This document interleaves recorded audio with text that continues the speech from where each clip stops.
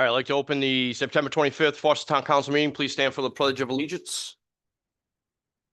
I pledge allegiance to the flag of the United States of America and to the republic for which it stands, one nation, under God, indivisible, with liberty and justice for all.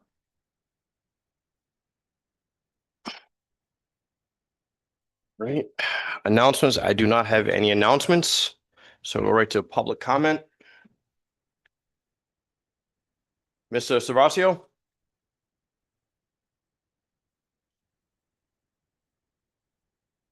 On August 28th, I put in a request for information, and my inability to use the English language, either spoken, written, or spell, I'm sure it created the misunderstanding. So what I got was about 300 pages, both sides, to review for what I asked for. So today I put in a new request for information, knowing that it was my fault. And what I'm asking for is simply the line items that the money was taken out of, that the building committee used, and the total amount. Simple. 2 items, either a line item or line items, and a total of expenditures by the building committee up until the time the plans were accepted and $4.8 million were voted on. And let me tell you why I'm doing this. Because Foster has a very interesting history of committees, the councils forming committees. The regional school, the original one, the committee chair was from Foster and bragged to me that he saved $100,000. He didn't tell me they didn't put a stack in for the furnaces. So the region was 40 years with electric heat. The Payne School Committee they saved a little money on the roof because we were going to shovel it with 6 inches of snow. It fell in, $1 million. Luckily, no kids were in it. All right. The townhouse, 35 years, because before we could really use it, 2/3 of it built unusable. I'll save this one. Now, what I'm asking for is just 2 things, line item and money. And what I'm going to say is, hopefully at this time, there's a memory and we start to hire people who are experts to hire the people we need. Or we get a town moderator, which I tried to get about 1992. I'm sorry? Yeah, A manager. Thank you very much. I told you I don't use English one. So I'll give you this stat, Steve. Maybe there's something you can find out in here. Okay. I'm not that smart. So with that history, I'll give you one more. For years, I said we needed a consulting firm. So Denise DeFranco built a committee with no MBAs and no consultants on it, and hired the cheapest consulting firm they could get. All right. In the announcement, I stood up and said, most of this is garbage. But even if part of it was useful, why hasn't any of it been implemented? $40,000. So the council's ability to hire or develop committees is terrible. I'll give you the difference. I never won an election. I got on the school committee because nobody ran. I got Mario Cirillo, the superintendent, to resign and leave 2 years' salary on the table. I hired Michael Barnes, who developed a product that has probably saved the taxpayers of Foster and Gloucester between $20 and $30 million. And I came to that conclusion because by June 30th this year, just ended, $4.4 million came into the coffers to offset taxes for the citizens. And just as a personal note, I wonder why I can't win an election. Because I know you guys will be able to figure this out. Thank you for your time. Thank you.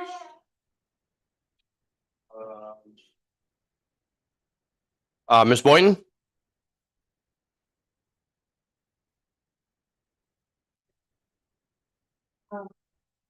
I'm here to talk about the property at 94 East Killingley Road. It's a group home. I live at 99 East Killingley Road.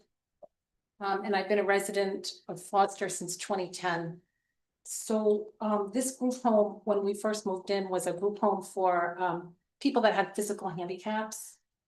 And shortly, maybe a couple of years after we lived there, it closed and it reopened.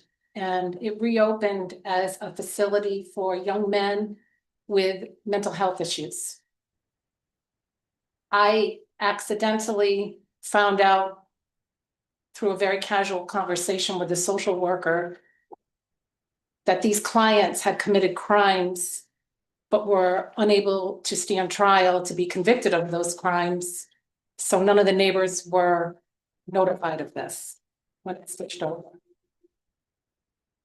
That was a casual conversation. You can consider it hearsay because I don't have any proof of that, but that's what I was told.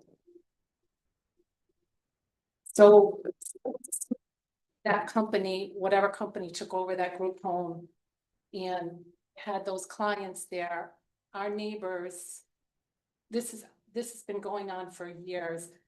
We've had neighbors get rocks thrown at their vehicles. At one point, a resident walked up onto our property one evening when I was out doing something in my car. They had just gotten into a fight and the people were looking for him. And what else has happened? There's been so many things, uncontrollable screaming, episodes of uncontrollable screaming. I've had to call the police to stop one of the residents from assaulting one of the attendants who they were just going for a walk up the street. And recently now they have a client who runs out of the house naked, threatening people. I just don't understand why we have to suffer with this. Why does this group home have to be here? These clients should not be in a very rural area. They need to be in a more urban area where there's more resources to support these people. And I also learned from a neighbor at one point that when that group home was built, I wasn't a resident in Foster at that time.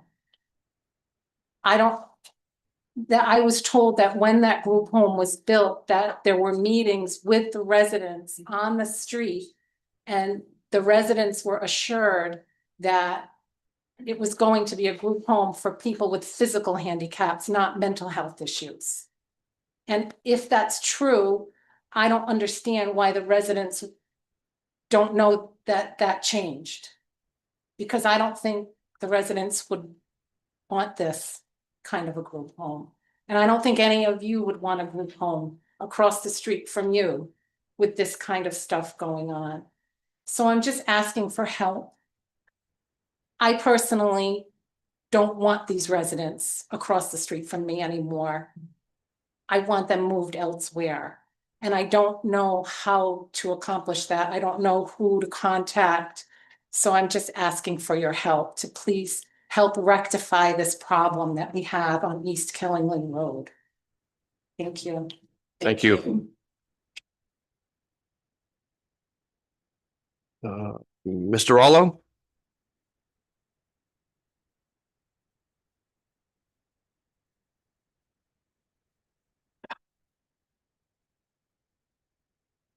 Not really sure how to do this, so I have to introduce, hit the button. And once the numbers are on there, you're good. Numbers are on the screens.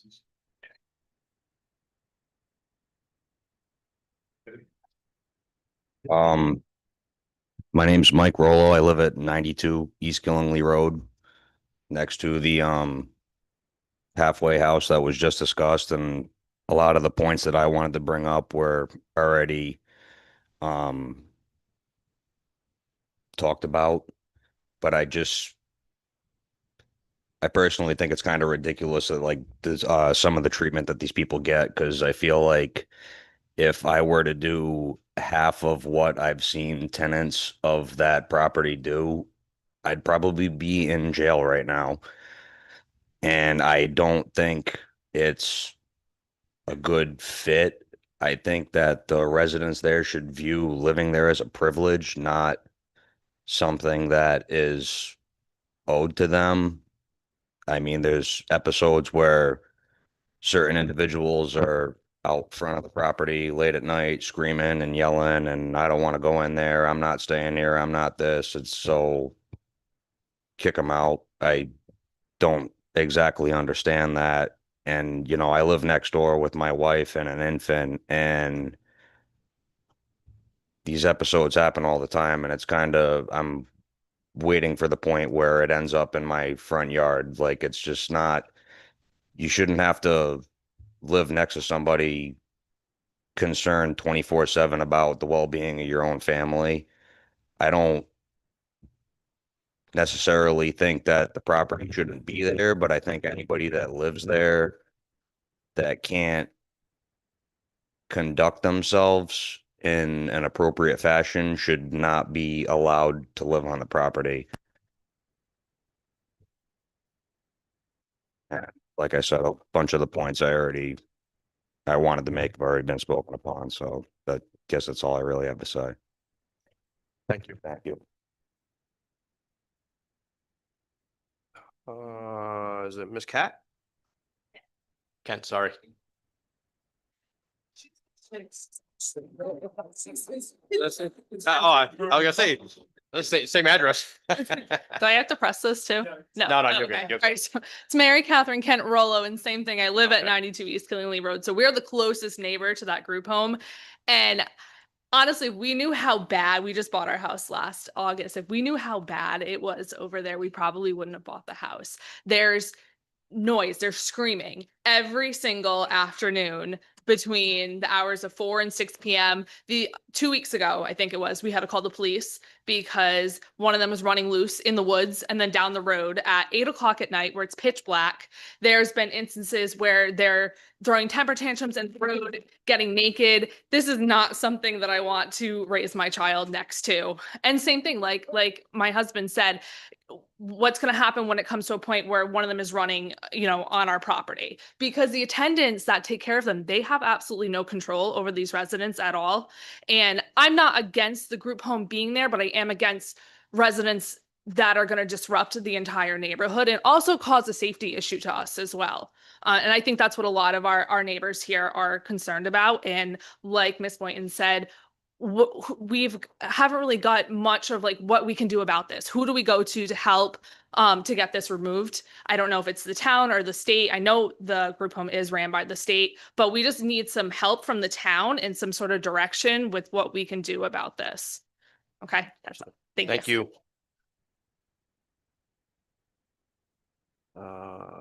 Ms. Bartel?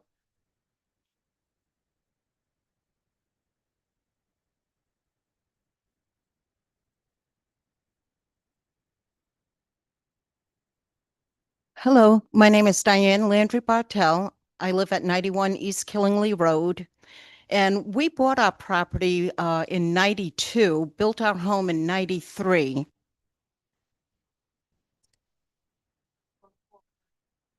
Individuals like with Downs that needed help with active daily living. Everything was fine. The residents were, you could walk by, if they were out, they would talk to you and all of that. Since this new group has taken over, it's been frightening.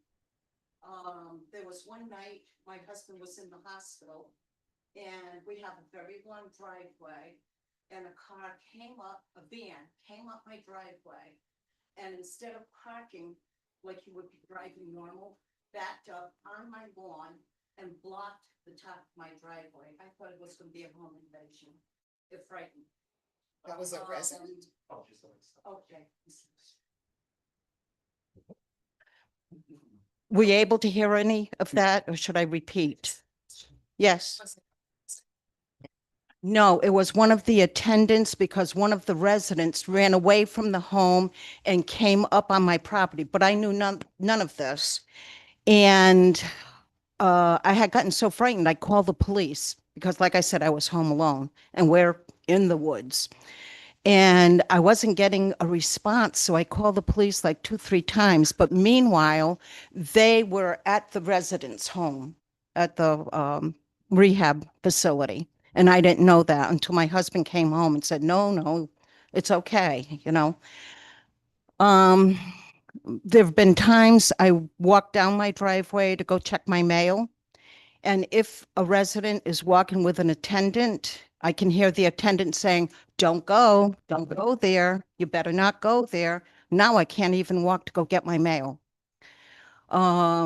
There have been times just trying to walk my dog. I don't walk my dog along the road anymore because if they're out walking, the attendants have no control at all.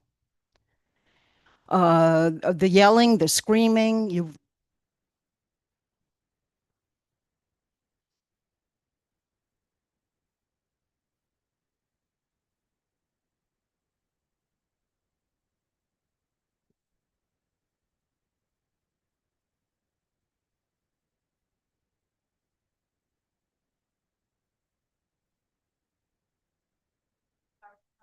Yeah.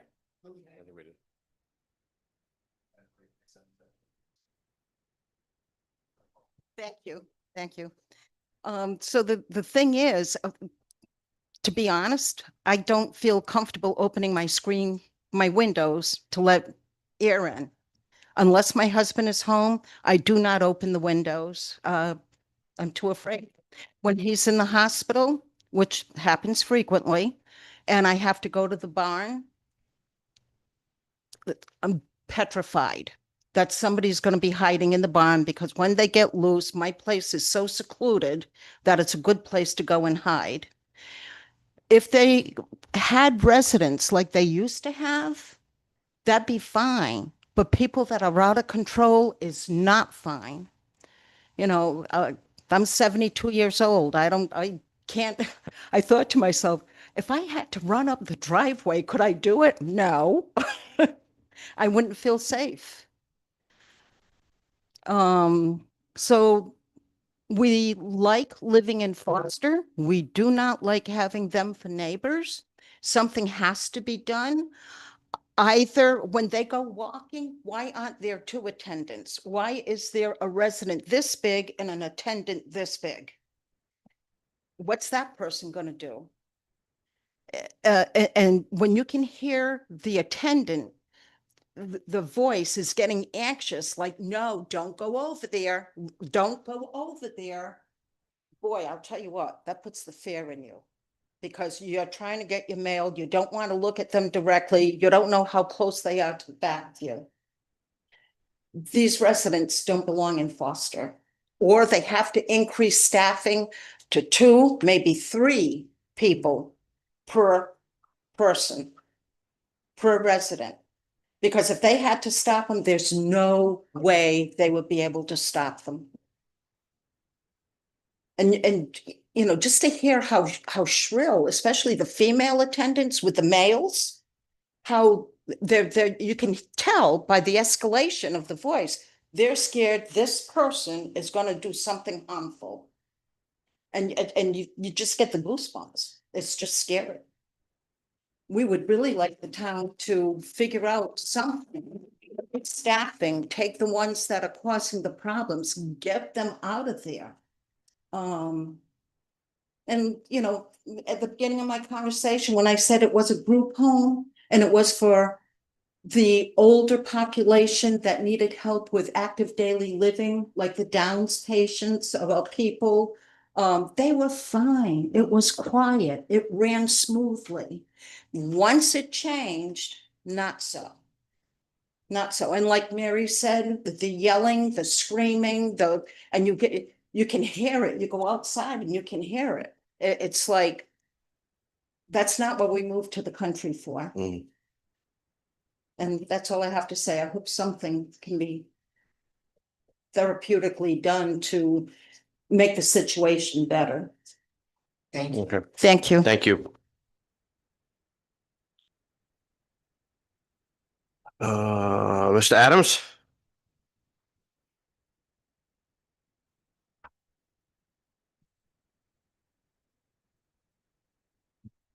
Joshua Adams, 89 East Killingley Road. So a couple of things I wanted to touch on. There's really one specific fella that's causing a lot of these issues. He's about 6, maybe 6'2". And I don't see anybody in this room that can single-handedly, right now, handle this fella. Not even you. I think you'd have a hard time with him. That being said, they take him for these walks. He doesn't even have clothes that fit him. His pants come down. He doesn't even have to pull them down. They come down and he's exposed 4 times walking by my house. If my grandkids are there and my daughter, they're not ever going to come back to my house again for a visit. Should that be something I have to worry about? This guy walking by the house on a walk. And junk coming out of his pants 4 times within a couple hundred feet of my house. And then him having a meltdown and throwing himself onto the ground. And that's one. Number 2, the ambulances and the police resources going by almost every single day, if not a couple times a day, to respond to this house overnight quite a bit. I'm sure you know, this is day in. This isn't just, oh, well, it just started happening. No, this is every single day. Ambulances, do we pay for that? Who pays for this? Is that group home pay extra money for our resources? This is something I would wonder too. Number 3, the plywood over the windows. So they just break the windows out, get some plywood, fix it over. Does that make your property value? Is that good? Do you like to see that when you drive down the road, a house with plywood on the windows? Because they just break them out faster than they can fix them. I mean, it costs money to put a replacement window in. So, and they want to pay $300, $400, $500. It's cheap. I get a $20 piece of plywood. I don't want to see that. Not when I got a good windows in my house. And that's just one thing. So I could go on and on all day about it, but yeah, it's an issue and it's become a real issue. And what's going to happen when he gets out of control? I carry, I'm going to tell you right now, on my own property, I carry. God forbid I need to protect myself against this fella. What, I got to worry about going to jail because I shot somebody on my property who's bigger than me? I can't handle myself. Is that something you want to worry about? You? Any of you young ladies taking your trash out? No, I mean, it's a decent problem. It's not just one, and I feel bad for some of the other patients there because there's some good patients there as well. I let them come feed my goats. I let them, they're nice people there too. But it seems to be that there's a couple and maybe they don't fit the criteria for what is supposed to be in this house, right? So maybe the state, whoever this is, has kind of shelved. And then from what I understand, there's another neighbor that we talked to that couldn't make it tonight. He's been here a long time as well. This isn't the first bad apple resident who's been there, who's broken windows, who's really had flip out things. So do they occasionally send somebody there to get rid of them that's in the system that has nowhere else to go? This is also another thing we'd like to know is what's the criteria for this house? Why are some, you can have a conversation with them, they own cell phones. And then this other guy, he can't even walk out on the street and change his mind for himself. Right? It makes sense. So it's like you go from one extreme to the other. So that's where we're at. We need some help. Thank you. Thank you. I know there were a couple people that came in late. I'm willing to take any public comment on this issue if someone came in late and didn't put their name on here. So. About my daughter. You can, yeah, I just need your name and address. Monica Davis, Kent. You know, when my daughter and son-in-law first bought the house on East Killingley, I was really happy for them. We understood that the house next door was state-run home. I understand that, you know, these people, we need to be empathetic. They need a place to live. If it were, I would be happy that they would be in a nice, quiet community. But we have to really look at, I think someone else brought this up. Do we really understand why they're there, what their diagnoses are? I'm a registered nurse. We don't know what the staffing ratio is there. There are laws for that. I have heard that the staffing ratio is very high at the turnover rather. From what I've seen, the workers there, the staff, they physically restrain one of these residents. I think that maybe they are led to believe that it's not that big a deal, but then, if there's a problem, call 911. I mean, I don't think, again, that our town can support a facility like that, being that we're volunteer run. And then again, would a volunteer want to have to, or should we expect them to step up to control a state-run facility? We're not really trained for that here. And getting back to my daughter owning the house, I'm a grandmother now. One of the best things about living in Foster, everybody will agree, is that our children are safe here. Right now, today, I cannot say that about my grandson. He's little and he's not able to go outside by himself, but you know what? When that time comes next year, he's 1, 2, or even me, if I wanted to go out for a walk with him, I'd have to think twice. And no, he will not be able to be out. She's directly next door. So I just think that there needs to be some questions. I think we have a right. There's some questions to be asked about who exactly are they treating there? What is the nature of their illness, or what placed them in that facility? What exactly is that facility? Are they in treatment? I mean, is it temporary? Is it long-term? Why are they there? Have crimes been committed? I mean, I think we have a right to ask these questions. And I hope that you can assist us. Foster does stand. We are a wonderful community and we do support each other. And so we're really asking for some help. Thank you. Thank you.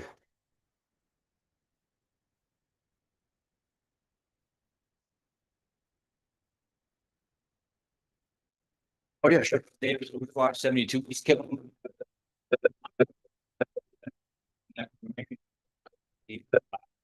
They street naked. They were in the middle of Route 94 the other couple weeks ago. They just can't handle the patients. They really can't. I don't know who's staffing it, but they can't handle it. And the amount of cops and rescues that go to that place daily, it's crazy. You have police and ambulance records you can look at that they go there daily.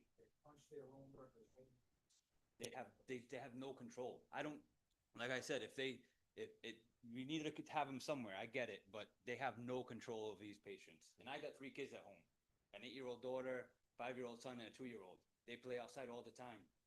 I can't turn around and some guy's gonna run up the driveway at them. They're not gonna be able to protect themselves either. It's scary sometimes, especially when these guys are 200, 300 pounds running down the house road naked, and this is running behind them.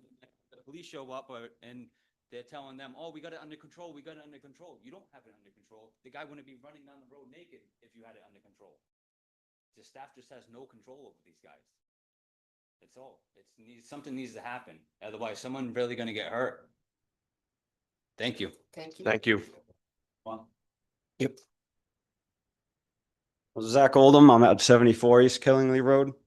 Everybody did a great job explaining the situation. I'll just add a couple more stories. One is at my house, we had one of the patients come up to the door, I think at like 11 o'clock at night, smashing on the door. And at the time, it was just Court and the kids, or my wife and the kids inside. And I was in the garage. I had to shut the lights off, and I'm seeing this unfold. I didn't want to go out there because I didn't want to start a situation. And she almost answered the door. And, that was a pretty sketchy event to happen with my wife and kids in the house. I very well could have not been there. I could have been on a call going to one of these calls. But, and then there's another neighbor, right? I don't want to say the name, but they had a situation where one of them was hiding in the leaves and they were walking their kids out to the bus, and he jumps out of the pile of leaves and goes running up the road. No staff around. So there's just too many stories happen like that. So just want to add those for you. Thank you. Thank you.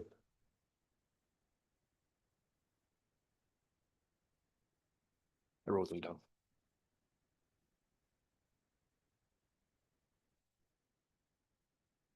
Okay. Consent agenda? I make a motion to accept the consent agenda as presented. Second. We have a motion and a second. Any discussion? All in favor? Aye. Opposed? Open public hearing. Okay, I'll read the notice. Public hearing notice, Town of Foster Town Council meeting, September 25th, 2025. Notice is hereby given that the Town Council of the Town of Foster will hold a public hearing on Thursday, September 25th, 2025 at 6 p.m. at the Benjamin Eddy Building located at 6 South Killingley Road, Foster, Rhode Island, 02825. The purpose of the hearing regards adoption of an ordinance relative to disposal of bulk residential waste. The ordinance will provide a description of procedure for disposal of bulk waste items and the policy for adoption of fee schedule, as well as proposed fee schedule for this fiscal year. A copy of the proposed ordinance will be available in Town Hall. All interested residents and stakeholders are invited to attend and provide input. Written comments may also be submitted in advance to the town clerk's office at 181 Howard Hill Road, Foster, Rhode Island, or email sdillon@townoffoster.com. The proposed fee schedule will be available for public review prior to the hearing at the town clerk's office and on the town's website at www.townoffoster.com. For more information, please contact the town clerk at sdillon@townoffoster.com by order of the town council, Susan Dillon, town clerk. Thanks for putting it in those really huge letters, so. So I have, I'm just gonna read one letter in favor of that was submitted. Please accept these comments in support of the proposed ordinance and fee schedule for the disposal of bulk residential waste, which I think is a great idea. And the proposed fees seem very reasonable. I had a conversation with the DPW director earlier this summer about this topic, and he mentioned this proposal was coming. As he pointed out, all us residents are paying for bulk waste disposal already in the form of the waste overage fees from the landfill, which are now a regular line item in our town's annual budget. What's great about this proposal is it will move the cost burden to each person who is generating the waste and only in an amount commensurate with the actual waste generated. Personally, if I had bulk waste, I would not want to pass the cost of disposal on to my neighbors. I prefer to pay my own way. This is nothing more than fair, and this proposal is exactly that. I urge the town council to adopt this ordinance.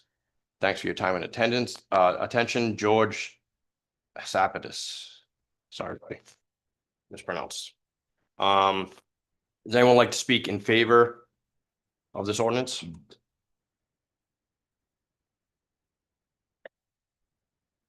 Speak in favor, but also I had some questions. Oh, yeah.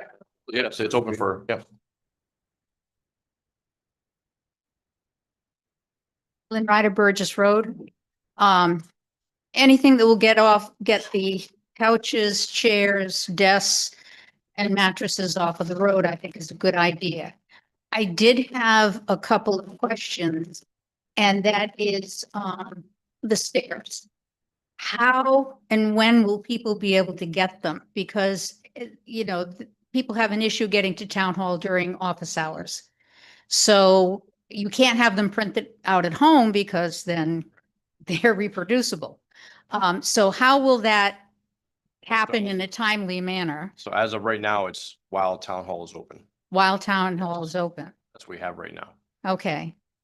Is there any, what if somebody can't get there? I mean, they've got a couch and they, Yeah, I mean, somebody can go for them if possible, but I know what you're saying, but right now, that's the only way we can control it. Because you're right, people can just copy stickers and Yeah, you print that's- them yourself, that's so we not can't, helpful. we can't do it that way. no. So we're looking into technology and different things. We could mail. Yeah, that's right. That's right. We can mail it with a request. Yeah. Yep. Yeah. That's definitely good. Yep. My other question is the money collected. Where is that going? Is that going to be in a dedicated account that can only be used to offset any kind of additional fees that we have? No. So that's where you're paying the fees for the refuse removal And that's where the money will go. Cause I don't think, on Zoom. Oh, yeah. I don't think Sorry. on Zoom are gonna be able to. Yeah, you're gonna need to. The money will go into the general fund. That's where the expenses come. And from a gap standpoint, you can't directly offset an expense with a revenue because then you're not really recognizing the full value of the expense or the full value of the revenue. So we'll create a separate line for this type of revenue. And then manually you can go in and say, okay, this is what we paid for tipping fees. This is what we received. And the real true expense is the difference. But it would go in the general fund, which is appropriate because that's where the expense is paid out of. Okay, and my other comment is, I did go to town hall and I got the list of, things, that, where they're supposed to go. And again, the recommendation is to take things to the DPW yard. And again, the problem is getting there when it's open. And, not having it open on some Saturdays during the year, I think is punitive to the people who would like to drop it off for free, but can't.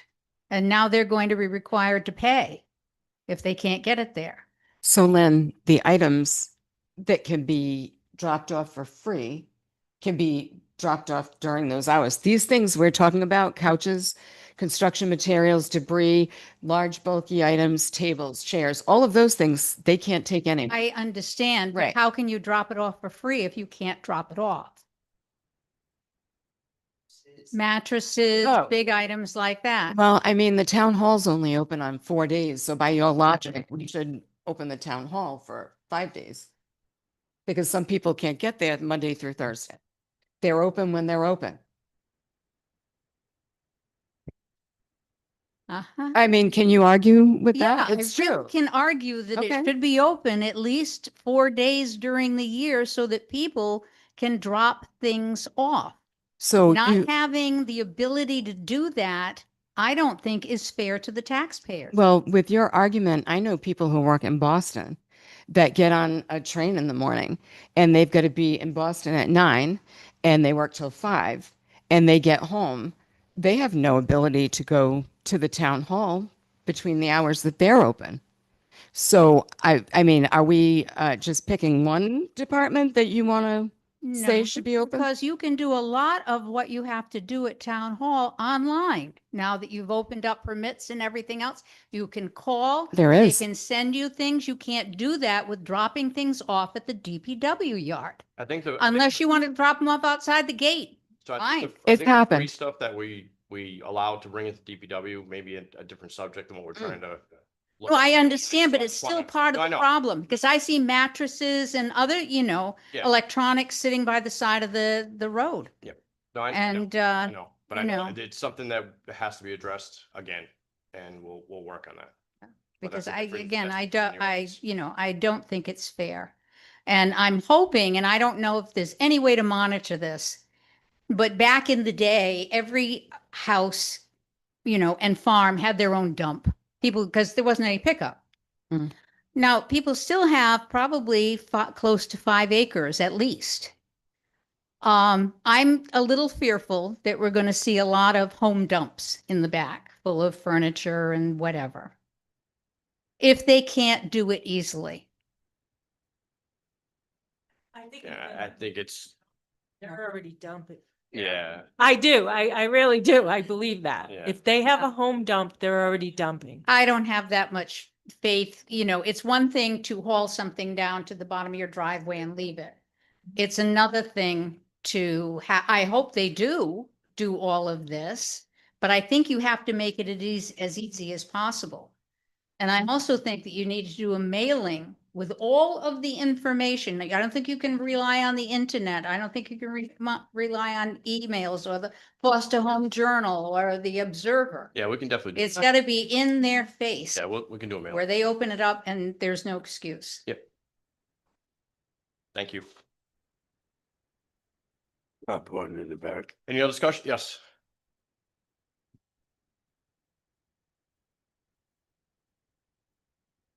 Is this on? As long as the numbers are on there, you're on. Okay, Bob Horton, 109 East Killenly Road. I support this ordinance. I think the pricing is reasonable on the furniture. I don't know if it's gonna solve all the problems just in and itself. I don't know if there's any stats that are available about how much furniture is being picked up on a weekly basis. I might throw out a piece of furniture once every 5 years, but it sounds like this is a bigger problem I personally are contributing to. I think it comes down to volume and weight. That's what's creating the over tipping fees. And did I hear correctly that the town is now paying about $75,000 a year in over tipping fees? That's an accurate number. Yeah. So it's a reasonable, thing that we should all strive for, to try to get that down. That's money that could be spent on much better things than just trash. So I don't find it's unreasonable to charge these fees. But a couple things I'm concerned about.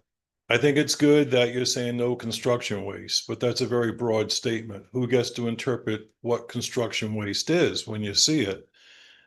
A lot of communities will have a weekly limit on how much trash can be picked up. I read that some limit it to 2 95-gallon containers. Those are those big buggers with the wheels that roll out. That seems like a pretty reasonable amount. Now, if I'm doing a very small remodeling, I'm getting rid of a suspended ceiling or something, and I'm breaking up those ceiling tiles, they're fairly light in weight, and I put them in a trash can. Can that get picked up as regular trash, or is that gonna get It's not identified as construction waste? It's construction waste. Well, I pay a lot in taxes, and I think as long as we're limiting it to a reasonable amount in weight, I think you should consider that should be picked up. The taxpayers are paying for that. It's when it goes beyond what is considered to be a reasonable amount of waste. And I have driven around the town and seen mountains of trash that people have cleaned out, and it's not construction waste always. Sometimes it's piles of toys and old bikes and all this other crap, and that's gonna get picked up because it's not construction waste.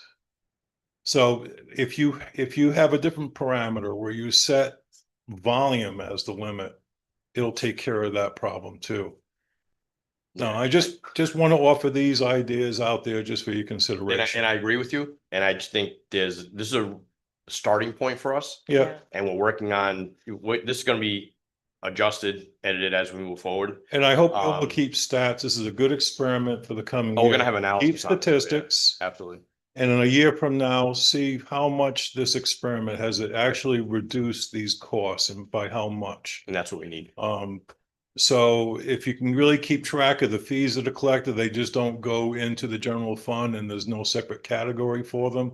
I think it'll be important to see how much people are paying in fees and how much are we actually saving. Yep. You suggested before that people, I mean, I've seen perfectly good furniture out in Yeah. front of, and you had suggested, posting on Buy Nothing Foster. Yeah. We could make people aware of those pages. The town yard sale that just happened.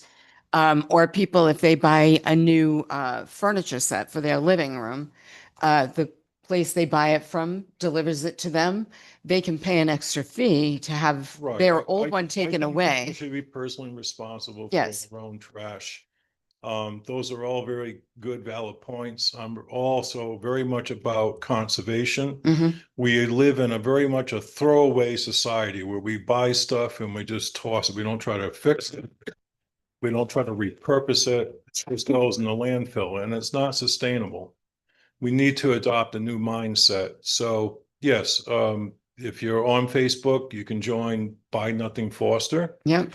I had some furniture. I posted pictures of it. I said, it's free, just come and get it. It was gone within an hour. Right. Yeah. So that's one solution. You can give it to charities. Mhm.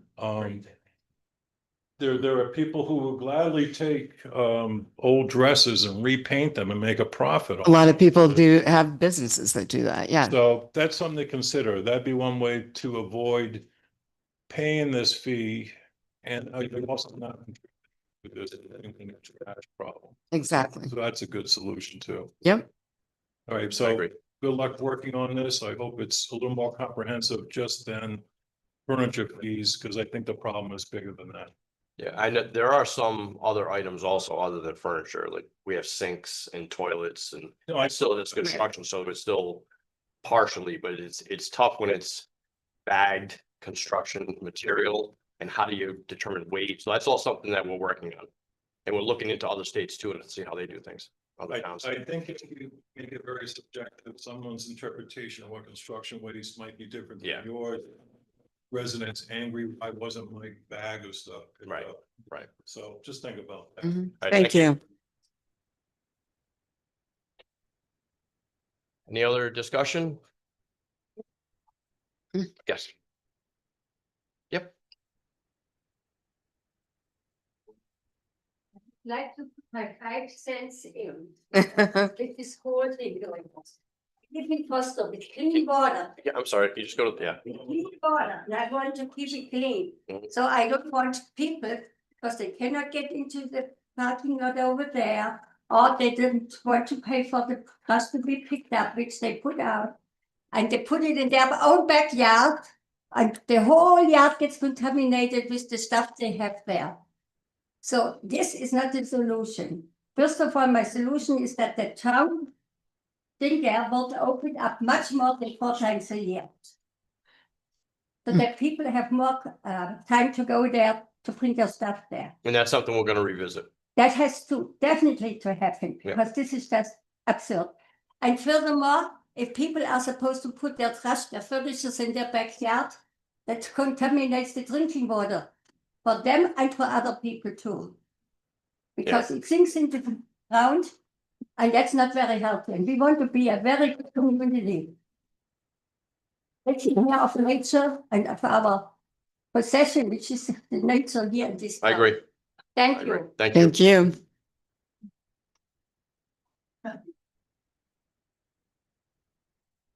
Any other discussion? Oh, I didn't. Entertain a motion. Well, once and now.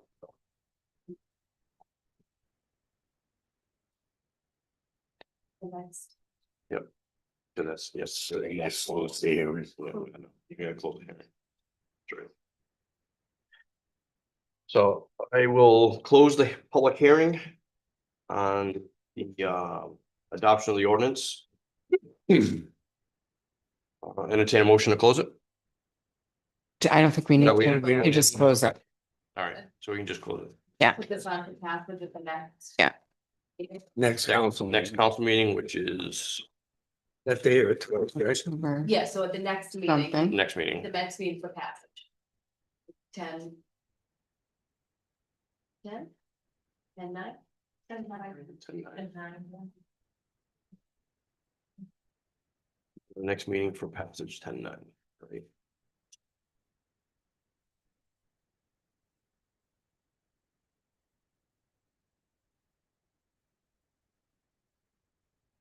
Okay, old business, police building update.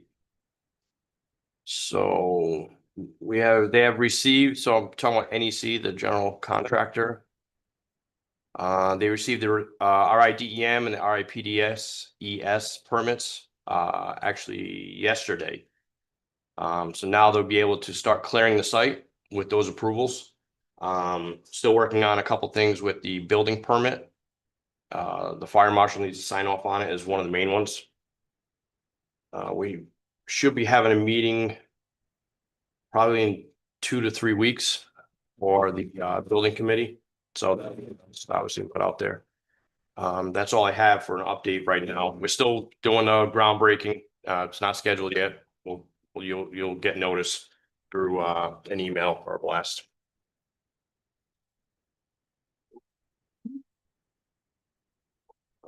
Charter Review Commission.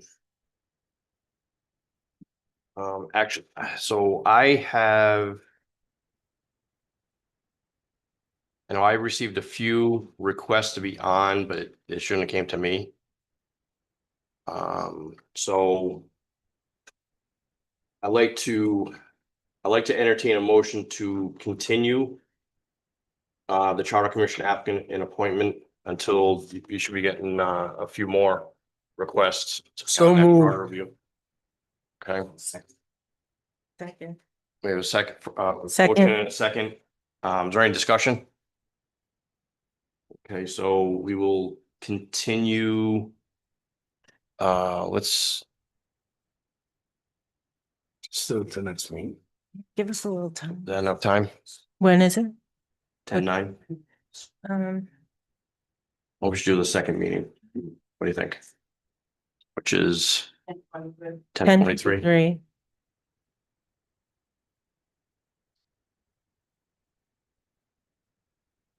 All right, so the motion would be to continue Charter Review Commission applicant and appointment to the 10:23 meeting. Yeah, that gives them more time. I had, Yeah. yeah, You know. even though we sent it out, we had it, I know. But. I know. So we do have some time, so I'm gonna give them the opportunity to do that. So we have a motion and a second. All in favor? Aye. Aye. Opposed? So that'll be continued. All right, we have an appointment to the, you want to say it, Heidi, or you want me to say it? Semi-quincentennial? Semi-quinticentennial. Okay, Got it? I'll do it. Got it. All right. So we have a letter from Joanne Johnson and Joyce LaPola. Now, did she send a letter? I didn't have one in here. She just. Okay. Yeah, we do. We do. I think oh.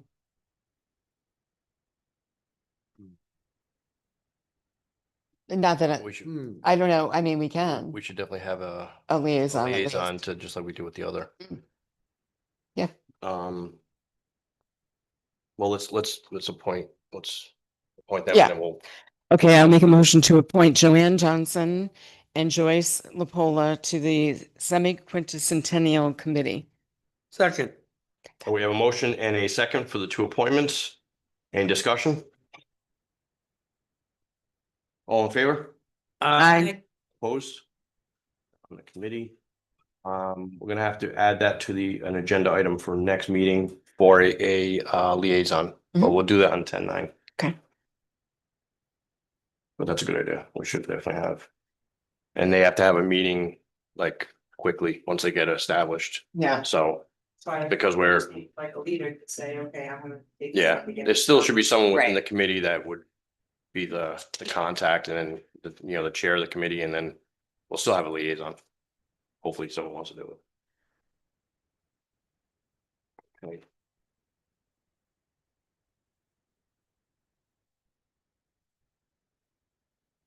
Right, new business. Bid approval for winter salt. So I have a bid here, which is the lowest bid, Eastern Salt, the amount of 76.45 per ton. That was suggested by the DPW director, And it was, and it's on the state MPA list. it is on the MPA and it was the lowest bidder. I'll make a motion to accept the recommendation of the DPW director to award the winter salt bid to Eastern Salts for the amount of $76.45 per ton. Second. Okay, we have a motion and a second. Any discussion? Okay. All in favor? Aye. Opposed? All right. All right, other new business, community survey. So what I'm trying to put together is a survey to send out to the town. I just need approval from my counselors to do that. And it's just be a general survey on life in the town, what's needed, what's not needed, what you want to change, what you don't want to change. I'm not sure. I know one's been done a while ago through planning. But I don't think it, did they? Was it planning that did it? I think it was planning. Yeah, I thought they had done a more recent one. okay. They did one online. And there was one online. I think they had did it do it in the online. mail. It was mail. Mm, Yeah. I I think think- there was one for comprehensive. But I think that was not as general as right, I was just gonna say, this is more general. yeah, That one got into, yeah, so I still want, it's so. very general. So that's what I'm trying to put together. It's, like I said, it's gonna be a general from the town council. And I think it's just something that's needed. There's a lot of residents out there that don't get their time to put their 2 cents in. So this be the time to do that. And then we can take all that stuff and we break it all down. Hopefully we get a lot of responses and we can do something with it. Right now we're looking at online. I know, we have to discuss that. That's because we gotta look at a cost though. Well, you can do, Yeah, but that's a Yeah. separate budget line item. I mean, you could do an email blast. We could put something in Yeah, we just, Foster Home Journal directing them. I'd like to get as much Yes. information. The problem is it's a cost. Mm. You know, that's Yeah, not, we didn't it budget is. for, so it's something outside of. So we'll have to discuss that and see what we can do. We can also, and we get it. We can also share it on all the Foster That pages is and actually stuff very like that. minimal. But I'm talking about the mailing. The mailing's gonna be a cost. Oh, Ms. yeah, Boyd? that would be. Can you? I'm sorry, can you come up here, please? That's fine. I just love the idea of a survey like Yeah. that. You could send out even just little postcards to every resident to save money and then with a link to a thing online. Yep. Yeah, it's still. It's still online. I think we still have Sending out a whole survey. we still have a lot of residents in town that aren't online. Mm. Really? Yeah, Yeah. yeah, so, Okay. but that's a good idea just to get it out there. Yeah, Thank you. yes. Lynn Ryder, you could offer some kind of a prize, have a drawing afterwards. And Yeah, I get more. you might. Yep. You might. People around here love their drawings. Yeah, absolutely. That would be a good idea. Money off your trash. Yeah. So I don't, Okay, so do we really need a motion? and I was just thinking, do I need a motion to No. actually put it out there? You Survey? just discussed it, but we haven't, We we discussed haven't. it, so, well, it's not really, it's not like we're, yeah, never mind. Well, who do you want to draw? Well, I already put the basics together. But I would So like input from them. would the motion be to allow the council president, Steve Plouffe, to create a survey to be sent to all town residents? Well, yeah, that's what I was wondering. thinking. If you want to think, let him send out whatever you want, so that's what. That's basically what I just said. I don't know what everybody So- thinks about that. So I second that. Okay. is that, you wanna? Yeah. Yeah. Okay, we The have a motion. Motion in a second. Yes. It was. Any other discussion on the survey, community survey? No, any discussion? No? Okay. All in favor? Aye. Opposed? It's all yours, bro. Well, on you, Steve. Great. I will, I entertain- make a motion to adjourn.